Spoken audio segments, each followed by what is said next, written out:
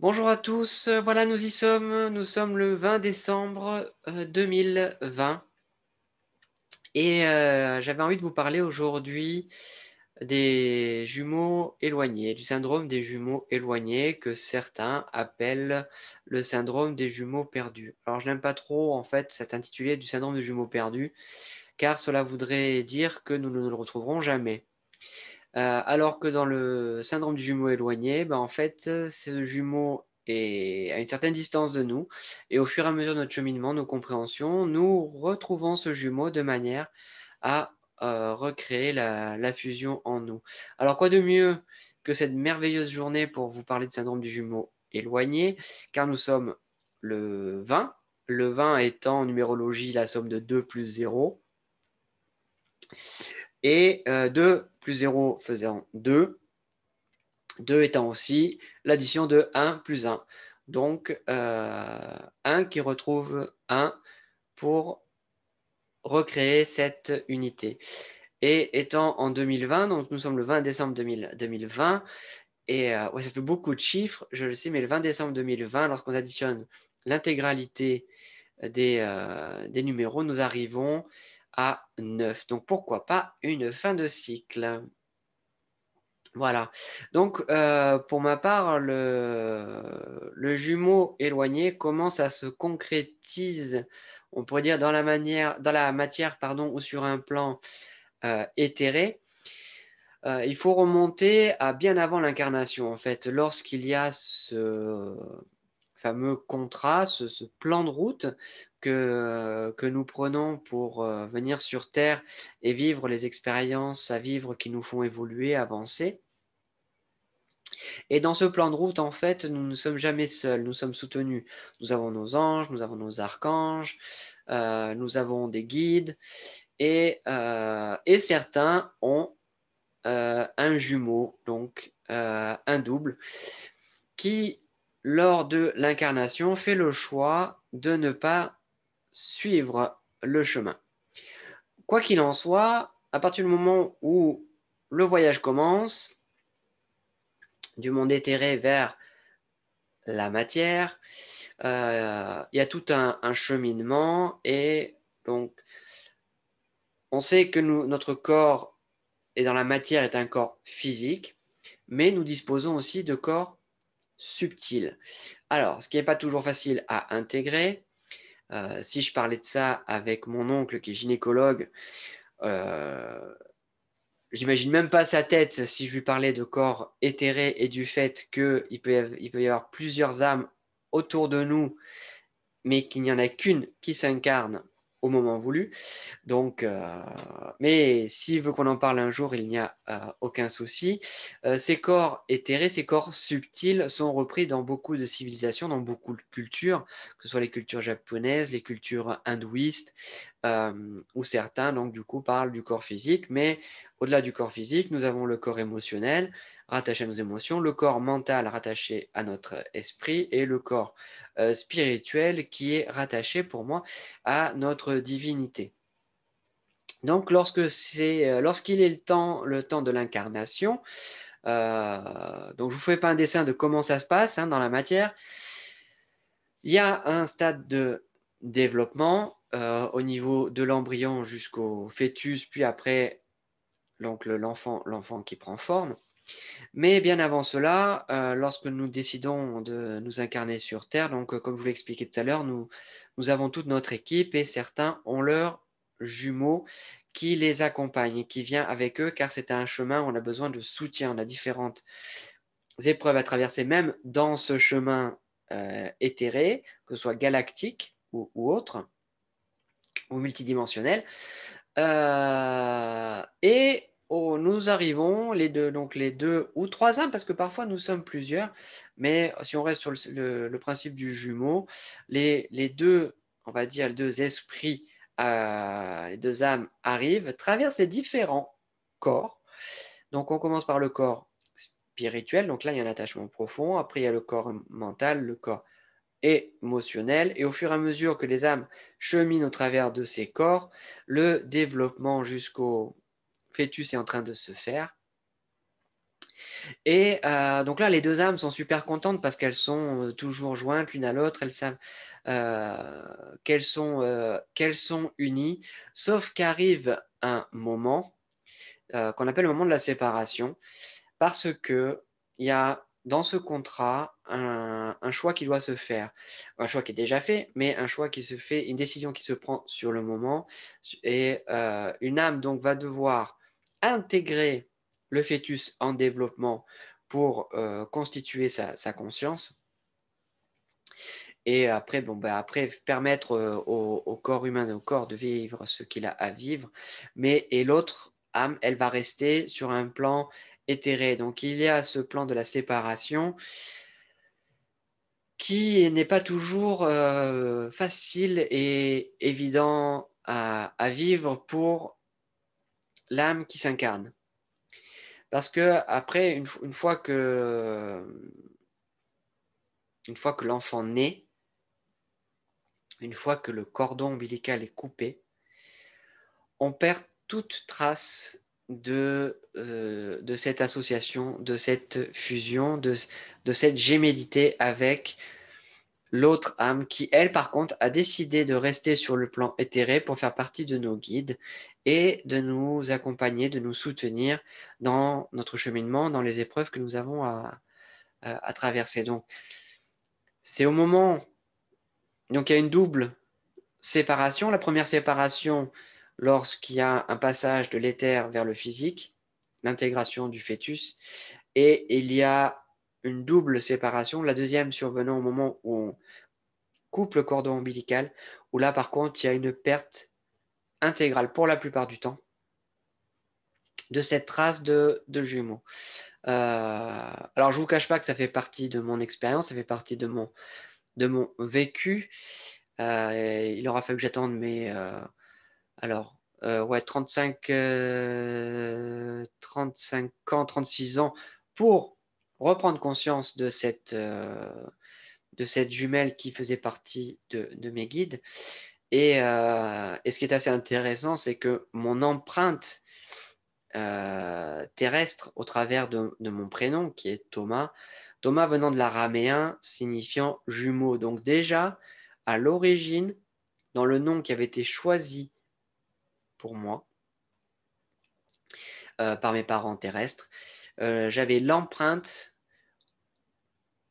de ce que j'avais aussi à reconnecter pendant mes expériences physiques. Et ça aurait été le cas, en fait, d'une multitude d'expériences qui m'ont toujours ramené à cette notion de gémellité. Je vais même raconter l'histoire de ma maman qui m'a raconté que juste avant ma naissance, juste avant vraiment le jour de ma naissance, donc entre le 18 et 19 août, elle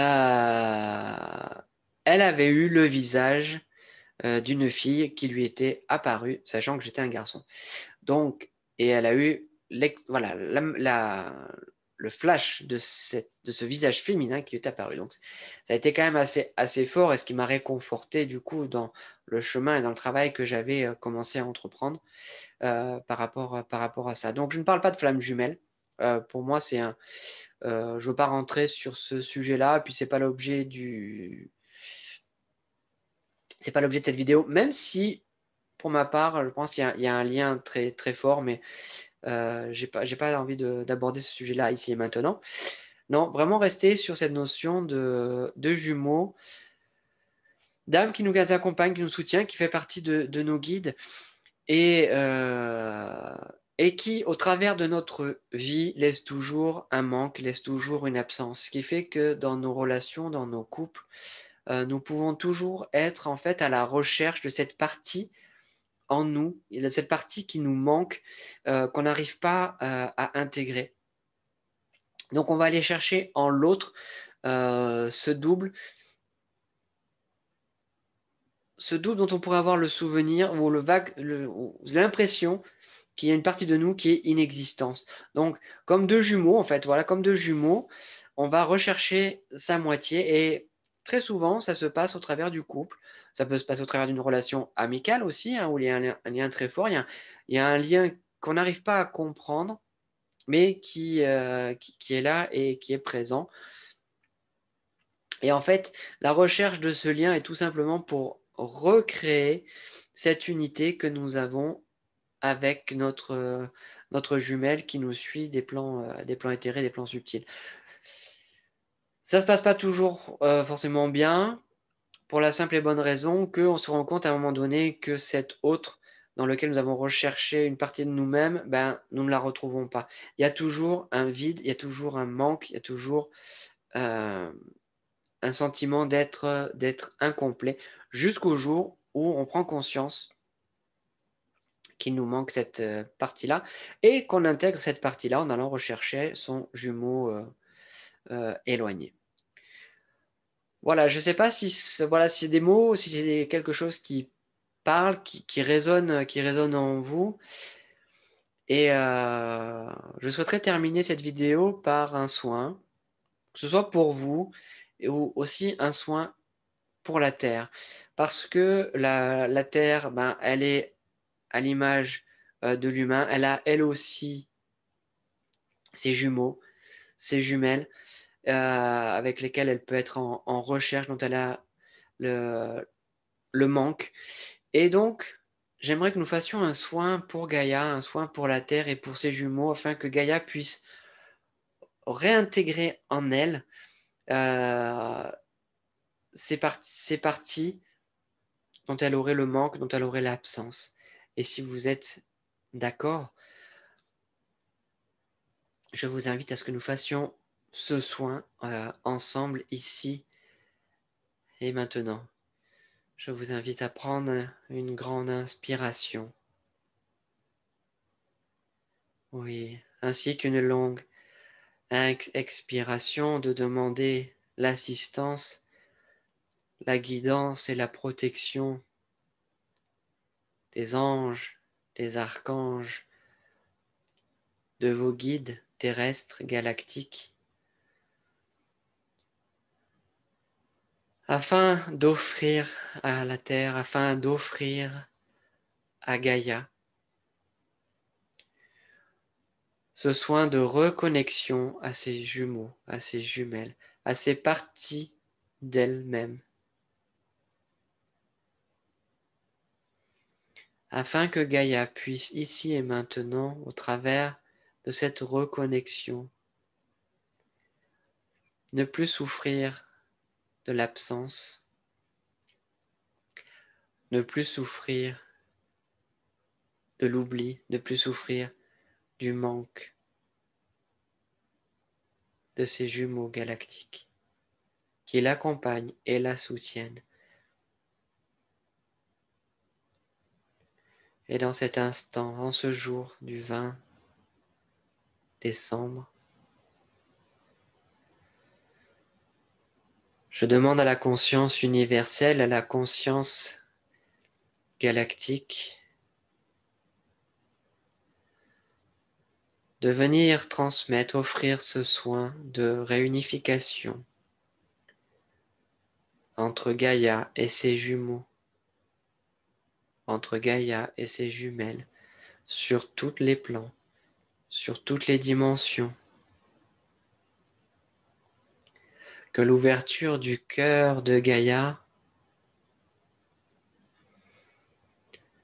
oui, puisse se faire dans la fluidité.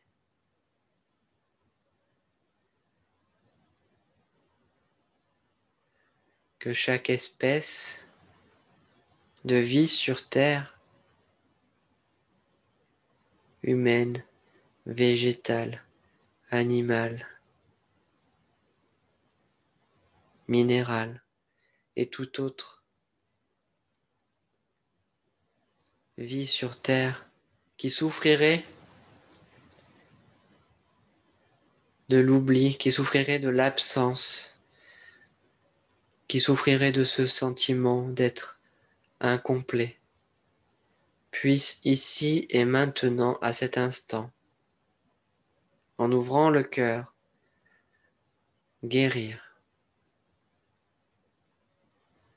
renouer, se reconnecter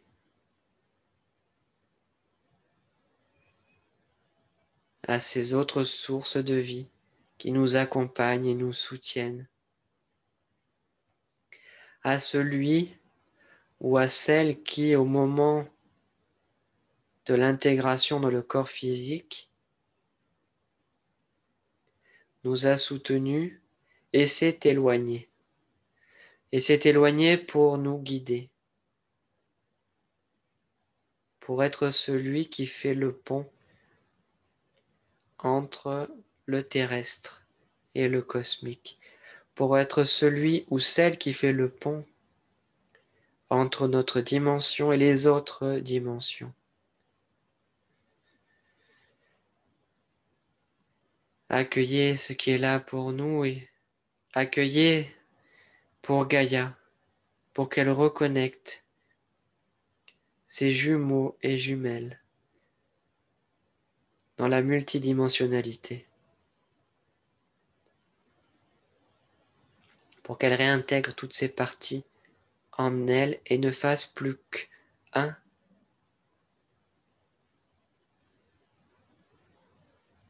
Que les larmes de tristesse deviennent des larmes de joie, que les larmes de colère deviennent des larmes d'amour,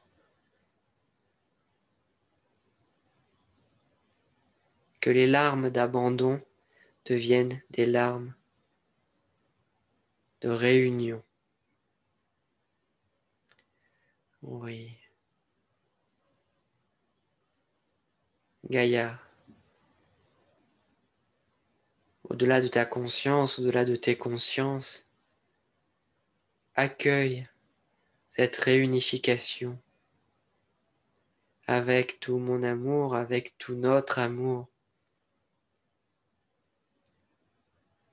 Nous te soutenons dans cette intégration et nous te remercions.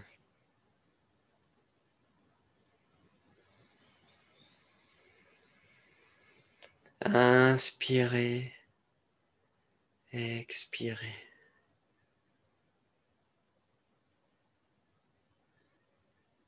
Voilà. Merci pour votre écoute, merci pour votre accompagnement, votre soutien. Intégrez, si cela est juste en vous, ce jumeau, ces jumeaux éloignés, afin de fêter les retrouvailles. Merci.